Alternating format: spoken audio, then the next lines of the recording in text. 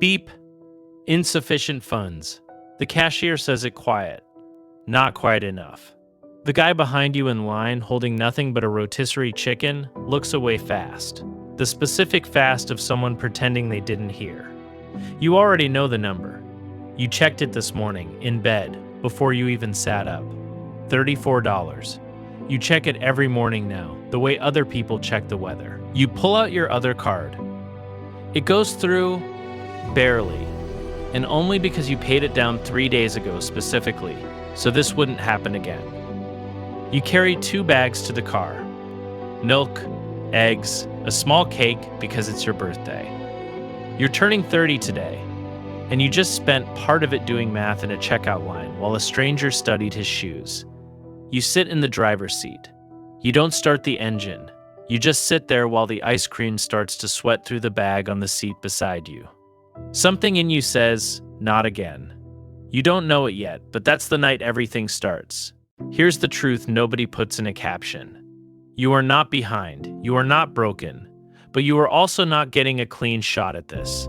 The 20s are gone, the decade every finance guru points to. Invest young, let it ride, retire a legend. That window closed while you were busy surviving. Sit with that for one night. Just one. Then let it go. Because here's what's still true. You have income. You have time. You have 30 more years before anyone expects you to stop working. And $400 a month invested at 30, growing at a normal market average, becomes over $700,000 by 65. That's not motivation. That's arithmetic. It doesn't care how you feel about it. The 20s are gone. The math isn't. Rule 1. The first goal isn't 5 figures. It's $1,000 untouched in an account you forget exists. This is harder than it sounds. At 30, $1,000 isn't a milestone. It's also a car repair, a dentist bill, a flight for a funeral nobody saw coming. Every dollar you save has 3 different emergencies bidding on it before it even lands. You sell your bike, $210, you cancel the streaming services you forgot you had. $61. You start bringing lunch, badly, for 2 months. $240, you pick up a Saturday shift you're embarrassed to mention out loud. $310. One night you check the app. $1,021. Nobody claps.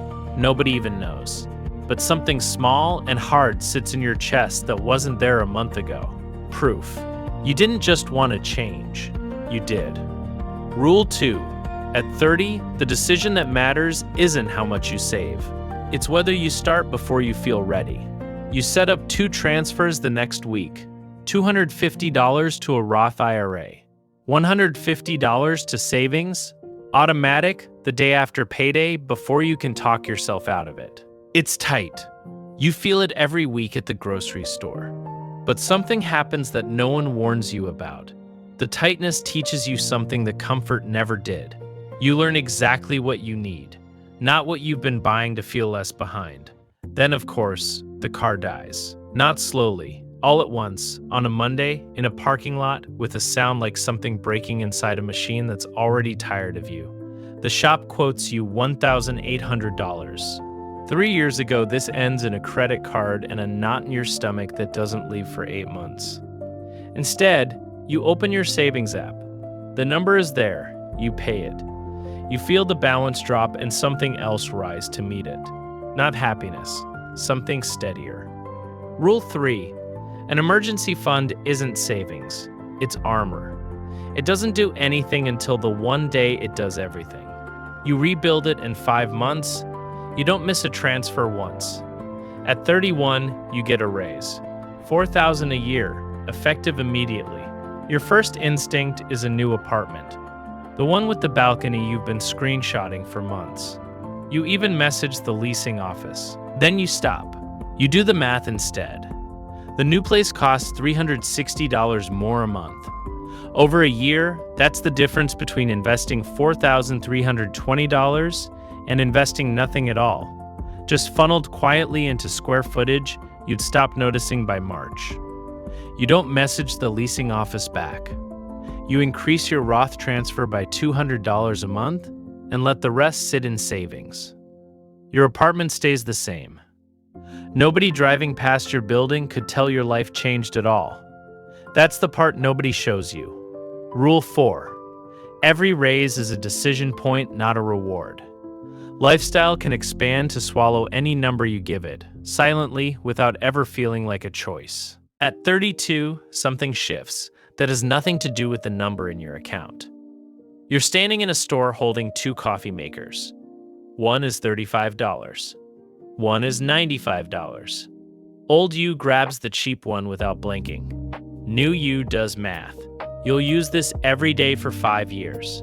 That's almost 1,800 mornings. The $95 one lasts. The $35 one won't. You put the cheap one back. You sit in your car in the parking lot after and realize you're not thinking in the next 30 days anymore. You're thinking in years. Nobody taught you that. It just grew in, quietly, while you weren't watching. At 33, your company announces layoffs on a random Tuesday. The Slack goes eerily quiet. The specific quiet of 40 people opening LinkedIn at the same time. You go home and run your numbers instead of spiraling. 4 months of expenses, covered to the dollar, because you've tracked every one of them for 2 years. The cuts land 2 weeks later. 12 people. You're not one of them. 2 friends are.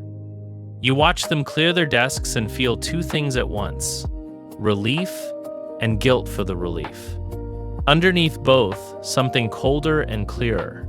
This will happen again, to you or someone you love.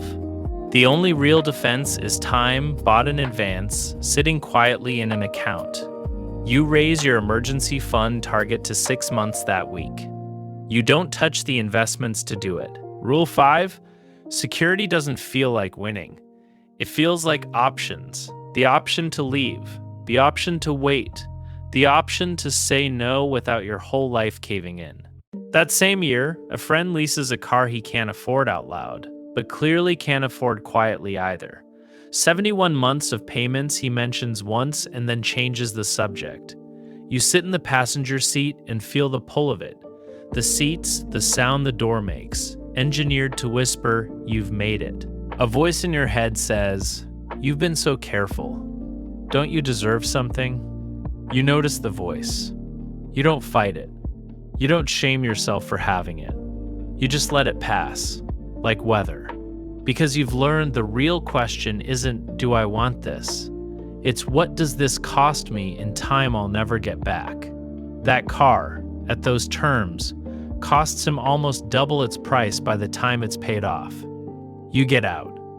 You get into your 7-year-old sedan with the check engine light you've already diagnosed yourself, the fabric worn soft on the driver's seat, the AC that takes a minute to catch up in summer. For a second, sitting there, it feels like a punishment for doing everything right. Then it doesn't.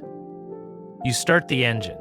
You think about the $30,000 building quietly in an account with your name on it, growing while you sleep, owing nothing to anyone.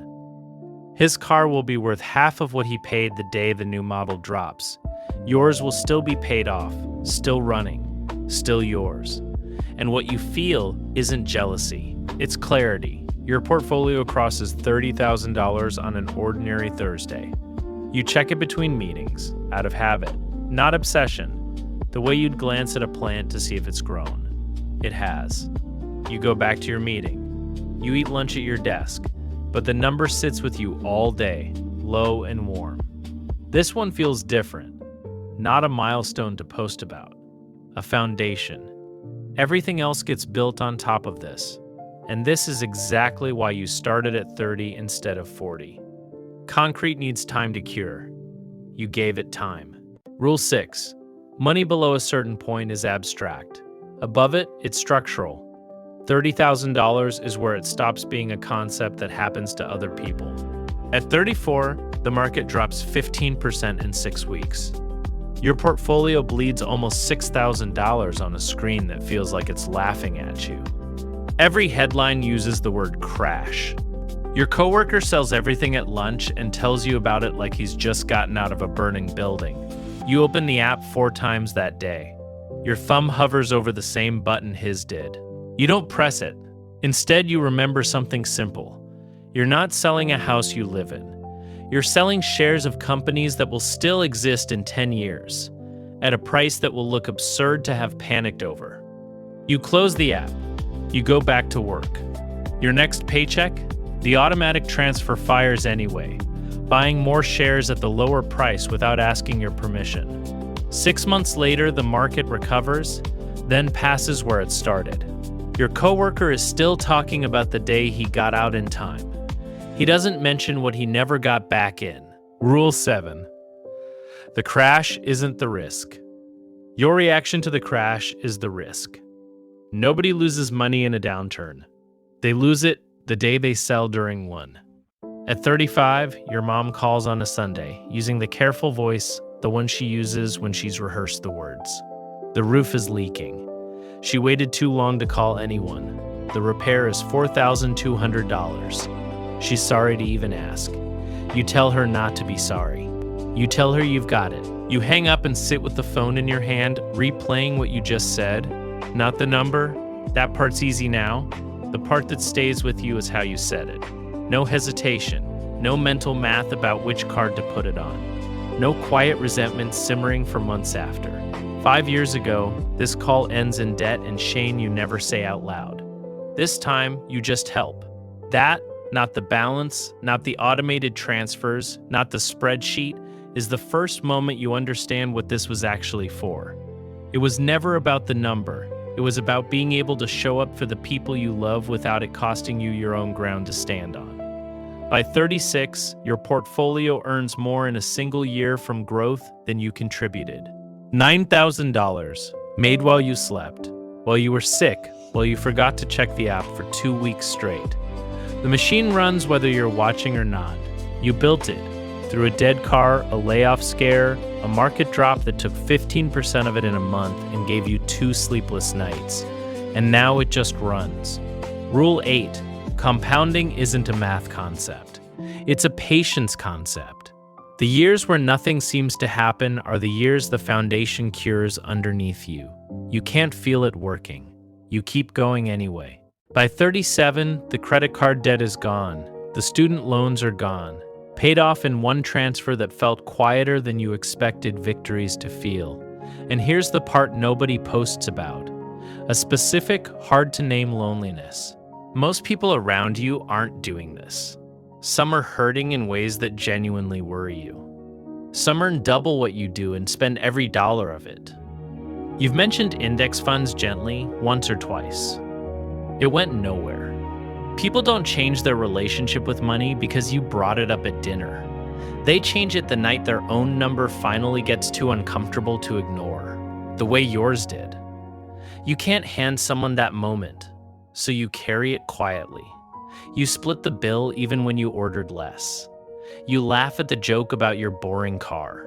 You don't perform discipline as a personality, and you don't apologize for it either.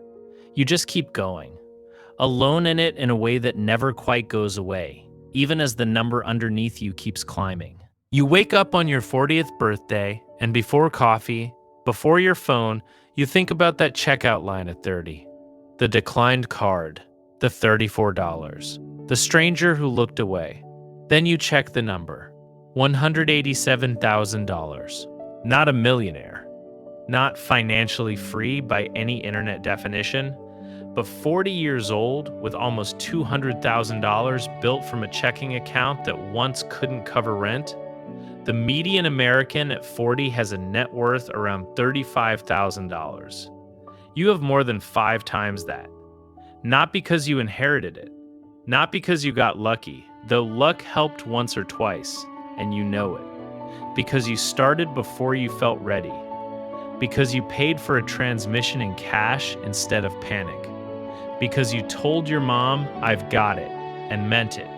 Because you kept transferring money on days the market made no sense and every instinct said stop. You thought wealth would feel like a number. It didn't.